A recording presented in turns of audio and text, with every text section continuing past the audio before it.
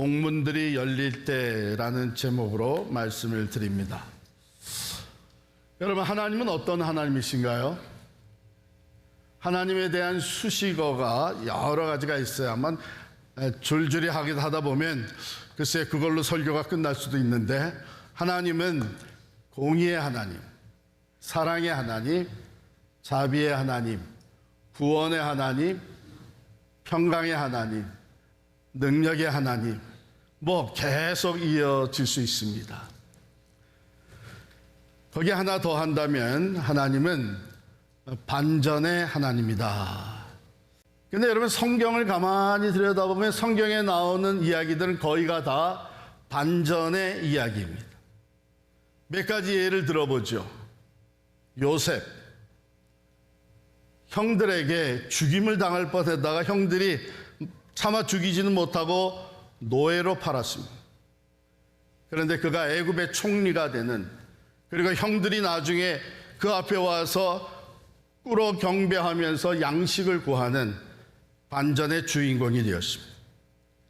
모세는 태어날 때부터 결국은 나일강에 버려져야 했던 인생이었는데, 그가 후에 출애굽의 역사를 일으키고, 그리고 이스라엘의 가장 위대한 지도자가 됩니다. 반전이죠.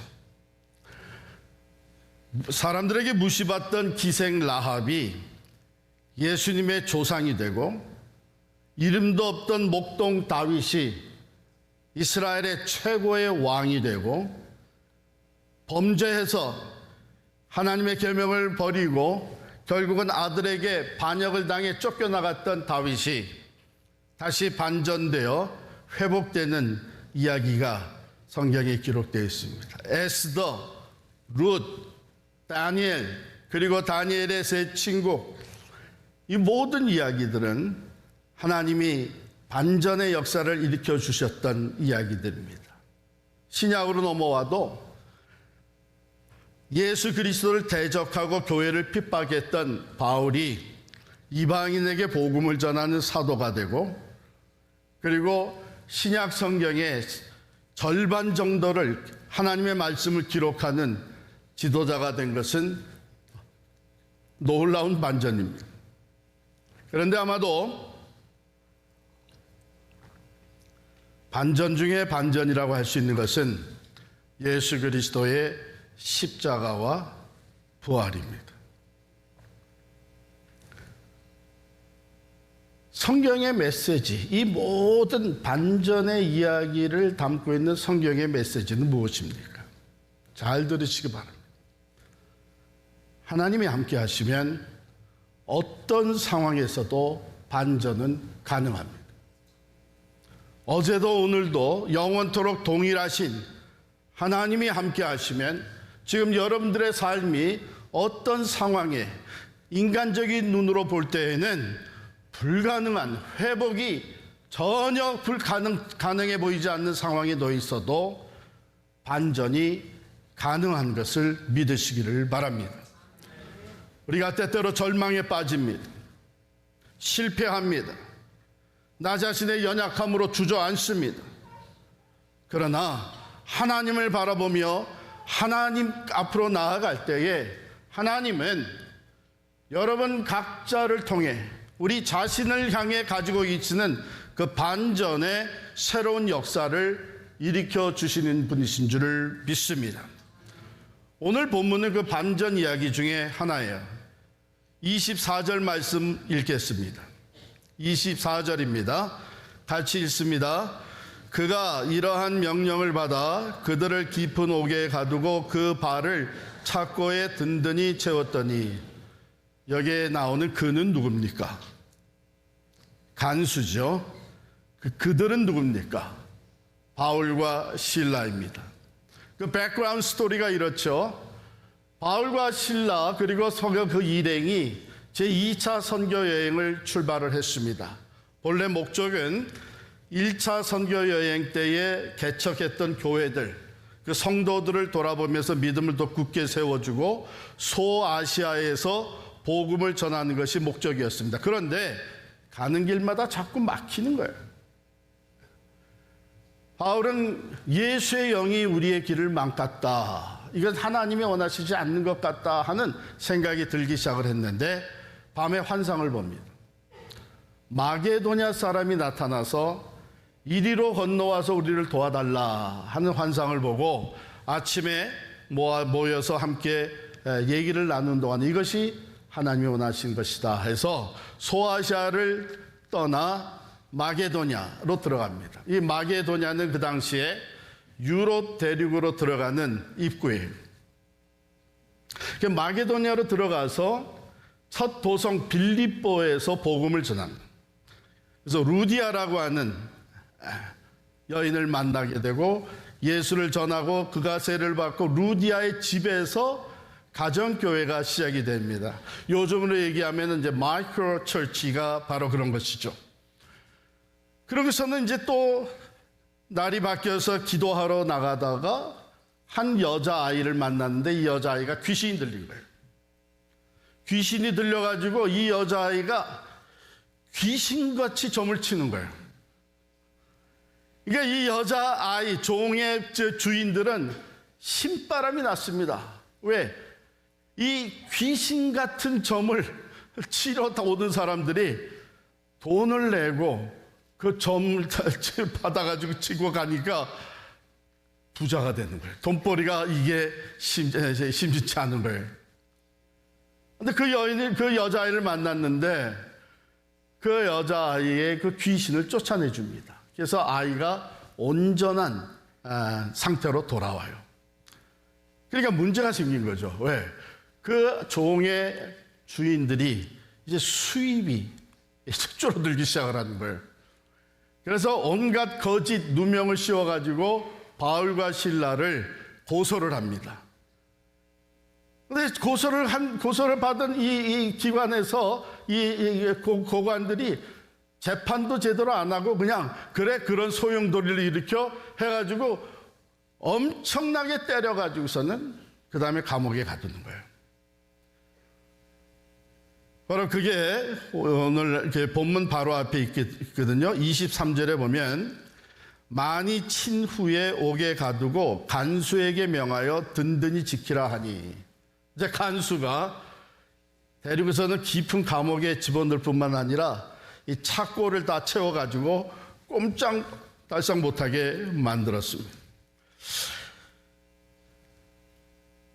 간수가 이제 죄수들을 지키고 또 지배하게 된 것이죠. 그런데 여기 24절에 보면요, 깊은 옥에 가두었다 이렇게 나오죠. 깊은 옥. 깊은 옥은요, 이거는 당시에 그 로마 제국이 가지고 있었던 그 프리즌 시스템, 감옥이 크게 세 종류가 있었어요. 하나는 그 잡범들이나 아주 경범죄를 진 사람들이 들어가는 감옥이 있고, 두 번째는 그거보다 좀 더 중한 죄를 진 사람들이 들어가는 감옥이 있어요. 여기에 있는 그 깊은 감옥은, 그 깊은 옥은 플리아놈이라고 불려지는 거였는데, 여기에는요 강력범이나 사형수들을 가두는 감옥이었습니다. 어처구니 없잖아요. 아니, 귀신을 쫓아내서 온전한 정신으로 돌아오게 고쳐졌는데 이게 그만 죄목이 씌워져가지고, 그것도 강력 범죄자들 또는 사형수들이 들어가는 깊은 곳, 이 플리아놈에 들어가게 된 거예요. 얼마나 억울해요. 얼마나 불법적이에요. 한밤중에, 이렇게 오늘 본문이 시작을 하죠. 한밤중에. 이게 한밤중이라고 하는 것은 문자 그대로 밤입니다. 깊은 밤입니다. 그런데 여기 한밤중이라는 것은 또 다른 것을 생각하게 만드는데, 시간적인 한밤중일 뿐만 아니라 육체적인 큰 고통 가운데 있는 것을 생각하게 해줍니다. 그것뿐이 아니고 한밤중, 그 시간이 몇 시가 되었든지 간에 바울과 실라에게는 심적인 큰 고통이 있을 수밖에 없죠. 우리가 사실은 대낮이지만 우리의 마음에 심적인 큰 눌림과 고통이 있으면 그건 한밤이나 밤중이나 마찬가지죠. 생각해 보세요. 이게 죄를 범하다가 끌려온 것이 아니고요. 선한 일을 하다가 왔습니다. 뿐만 아니라 복음을 전하다가 왔습니다. 그것도 하나님이 인도하시는 것이 이 지역이다 확신을 하고 마게도냐로 들어와서 빌립보 성에서 복음을 전하다가 왔습니다. 그러니까 이 상태는요, 심적으로도 상당한 갈등과 회의와 고통이 일어날 수 있는 상황이에요. 우리도 신앙생활을 하다 보면, 살다 보면 우리의 믿음이 흔들릴 때가 있죠. 믿음이 내가 그렇게 기도했는데, 이렇게 열심히 신앙생활을 했는데, 또 하나님을 위해서 이렇게 봉사를 했는데 펼쳐지는 상황을 보면 믿음이 흔들리는 거예요. 왜 이런 고통과 갈등과 실패와 또 위기에 우리가 봉착해야 되는가? 믿음이 흔들려요. 성경은 바울과 실라가 기도하고 찬송하였다 이렇게 기록하고 있어요. 기도하고 찬송하였다. 우리 보통은요, 찬송하고 기도합니다. 우리 모여서 기도회 하면 먼저 찬양을 한 20분, 30분 하고 그 다음에 기도로 들어갑니다. 큐티 할 때도 그렇습니다. 찬송을 먼저 한 장 부르고 그 다음에 말씀 보고 기도합니다. 그런데 여러분, 급해지면요, 고통이 너무 크면 찬송할 여유도 없어요. 하나님 살려주세요. 내가 이렇게 역경과 시련 가운데 떨어져 있습니다. 하나님 나를 불쌍히 여겨주세요. 하나님 어디 계십니까? 하나님 우리를 구원해 주세요. 하나님께 먼저 그저 굴복하고 우리의 마음을 토해낼 수밖에 없는 그런 상황이에요. 여러분, 바울과 실라가 그 고통 가운데 찬송이 먼저 나왔겠어요? 하나님, 이런 어려움과 시련과 역경 가운데 있는 하나님의 뜻이 뭡니까? 우리 믿음이 흔들리지 아니하도록 하나님의 뜻을 깨닫게 해주십시오.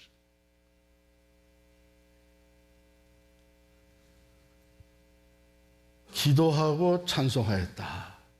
여러분, 이렇게 우리의 마음을 하나님께 다 토해내면서 하나님만 바라보고 믿음으로 기도할 때에 변화가 일어나죠. 변화가 일어나요. 하나님의 뜻이 깨달아질 때도 있고요. 바뀐 건 하나도 없는데 하나님이 나와 함께 하신다고 하는 확신, 이 깊은 감옥과 같은 상황에도 하나님은 나와 함께 하신다고 하는 확신, 하나님의 뜻이 있다고 하는 이 믿음, 이런 가운데 두려움이 사라지기 시작을 합니다. 불안과 걱정과 염려가 사라지기 시작을 합니다. 여러분, 그래서 새벽에 나와서 막 부르짖고, 나올 때는 말할 수 없는 고통과 두려움과 불안과 걱정을 가지고 나왔던 성도들이 새벽에 막 부르짖고 그 다음에 돌아갈 때는 찬송하는 거예요. 근데 한밤중에 그 주변에 있는 다른 죄수들이 듣더라, 그렇게 됐어요. 그때 갑자기 반전의 사건이 시작이 됩니다. 큰 지진이 일어나죠. 옥토가 흔들립니다. 드디어 옥문이 열려버립니다. 그뿐만 아니라 창고가 다 풀려 나갑니다. 여러분, 반전의 사건은 하나님이 일으켜 주시는 줄을 믿습니다. 우리의 삶에 여러 가지 우리가 원하지 않는 일이 일어납니다. 그건 누구에게나 일어날 수 있습니다. 그래서 우리의 삶이 한밤중과 같은, 시간적으로 밤인데도 잠을 못 자는, 오히려 그 고통과 육신의 고통과 우리의 심적인 불안함과 두려움 속에 잠을 못 이룰 수 없는, 가지고 있었던 믿음도 흔들리려고 하는 이때에 우리가 하나님을 바라보고 하나님께 모든 것을 쏟아놓고 기도하고 하나님이 주시는 위로와 평안 가운데 하나님을 찬송한 하나님의 역사하심을 우리가 보기 시작하는 것이죠. 반전이 일어나서 이제는 모든 것에서 다 풀려났습니다. 자, 그런데 이 반전의 사건으로 말미암아 한없이 두려워진 또 다른 사람이 생겼습니다. 그게 누구예요? 간수예요. 죄수들을 지키고 죄수들을 다스리고 있어야 되는 이 간수가 잠을 자다가, 밤중이니까 잠을 자다가 막 흔들리니까 펄떡 깼어요. 깨보니까는 옥문들이 다 열려버린 거예요. 무슨 생각이 들었겠어요? 난 이제 죽었구나. 죄수들을 지켜내지 못했으니까, 다 도망갔으니까 난 이제 죽었구나. 그래가지고서 여기 보면 이 간수가 자결을 하려고 합니다. 어차피 죽게 된 거예요. 그때 큰 소리가 옥중에서 들려오는 것이죠. 내 몸을 상하게 하지 마라. 우리가 다 여기 있노라. 바울이 소리를 질렀습니다. 우리가 죄수가, 우리가 여기가 다 여기 있는데 네가 죽을 이유가 뭐가 있느냐? 네가 지어야 될 죄가 뭐가 있느냐? 여러분, 이게 종종 이 반전이 일어날 때에 하나님의 은혜로 우리의 기도의 응답으로 우리에게 놀라운 반전, 놀라운 회복의 역사가 일어날 때에 그때 때로 그 반전의 사건으로 말미암아 오히려 두려움과 위기와 어려움에 처하는 사람들이 생길 수가 있습니다. 바울과 실라가 죽으려고 했던 이 간수, 그 간수에게 소리를 치면서 죽지 못하게 합니다. 그랬더니 간수가 확인을 하는 거예요. 등불을 달라고 그러고선 등불을 가지고 들어가서 다 보니까 정말 옥문은 다 열려버리고 창고도 다 풀어졌는데 죄수들이 거기 있는 거예요. 이 놀라운 상황 가운데 이 간수가 어떤 위대한 힘에 눌리게 되는 것이죠. 이게 도대체 무슨 역사냐? 그에게는 이 두려움에서부터 이제는 경외심으로 발전하게 됩니다. 상상할 수 없는 일 가운데 옥문이 열리고 창고가 풀렸으면 다 도망가야 되는 이 상황 가운데, 그래서 자기가 자결하려고 하는데 오히려 큰 소리로 나를 위로하고 죽지 못하게 하고 이 모든 상황을 들어와 직접 보게 해준 바울과 실라 앞에 간수는 엎드립니다. 굴복을 합니다. 그리고 그들을 데리고 나가서 묻는 거예요. 선생들이요, 내가 어떻게 하면 여기서 구원을 받을 수 있겠느냐? 무서워 벌벌 떨면서 바울과 실라 앞에 무릎을 꿇었습니다. 그리고 데리고 나가서 선생들이요, 내가 어떻게 하여야 구원을 얻을 수 있겠냐?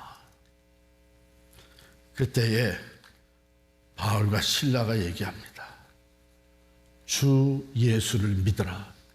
그리하면 너와 네 집이 구원을 얻으리라. 주 예수를 믿으라. 그리하면 너와 내 집이 구원을 얻으리라. 여러분, 이때에 바울과 실라가, 잘 들으세요, 간수, 당신 잘못은 없습니다. 이게 지진이 일어난 것이고 옥문이 열린 것이고 창고가 다, 그런데 우리가 죄수들 다 도망가지 않게 다 막아놨으니까 이제 당신은 우리를 위해서 변명을 해야 됩니다. 우리의 증인이 돼야 돼요. 그래서 우리가 정식으로 풀려날 수 있게 해야 됩니다. 이런 얘기 하지 않았어요. 자기 자신을 먼저 생각했다면 그렇게 얘기를 했겠죠. 뿐만 아니라 바울과 실라는 이제 우리가 다 풀려났으니까 이제는 이 억울한 것을 풀어야 되겠다. 이제는 원수를 갚아야 되겠다. 이제는 손해배상 명예훼손을 받아야 되겠다. 이런 생각하지 않았어요. 하나님의 반전이 일어났을 때에 그들은 그 일로 말미암아 두려워 죽게 된 간수에게 복음을 전합니다. 바울과 실라를 통해 주시는 메시지가 분명히 있습니다. 그들은 얼마든지 이제 자유의 몸으로 뛰쳐나갈 수 있었고 앞을 다투면서 서로 도망갈 수 있었습니다. 이제 모든 억울한 것을 다 벗어버리고 자유인이 되어 마음껏 자기들이 할 수 있는 일을 할 수 있게 되었습니다. 그런데 그들의 관심은 이 일로 말미암아 죽게 된 간수, 선생이 내가 어떻게 하여야 구원을 얻을 수 있는가? 그 영혼을 불쌍히 여기는 마음으로 그들은 도망가지 않는, 그를 위로하고 그에게 복음을 전합니다. 주 예수를 믿으라. 그리하면 너와 내 집이 구원을 얻으리라. 예수 그리스도 안에 참된 평화, 사회적인 질서, 영원한 하나됨이 이루어질 수 있는 줄을 믿습니다. 이 간수가 그 복음을 받아들여 예수를 믿고 그 집안이 다 예수를 믿고 다 함께 세례를 받게 되었습니다. 사랑하는 성도 여러분, 오늘도 예수 그리스도 안에서는 반전이 일어날 줄을 믿습니다. 반전 중에 가장 큰 반전은 십자가와 부활입니다. 십자가 예수님 못 박아 죽였습니다. 사흘 만에 예수님 다시 살아나셨습니다.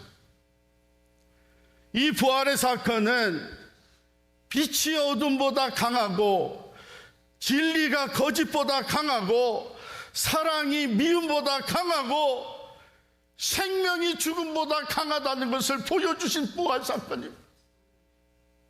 그러므로 사랑하는 성도 여러분, 여러분들이 우리가 지금 어떤 상황에 놓여 있든지 우리는 빛이신 예수님을 바라보고 진리이신 예수님의 말씀에 순종하고 그 예수님의 사랑을 실천하면서 회개하고 주께로 돌아오게 되면 반드시 반전이 일어나게 될 줄을 믿습니다.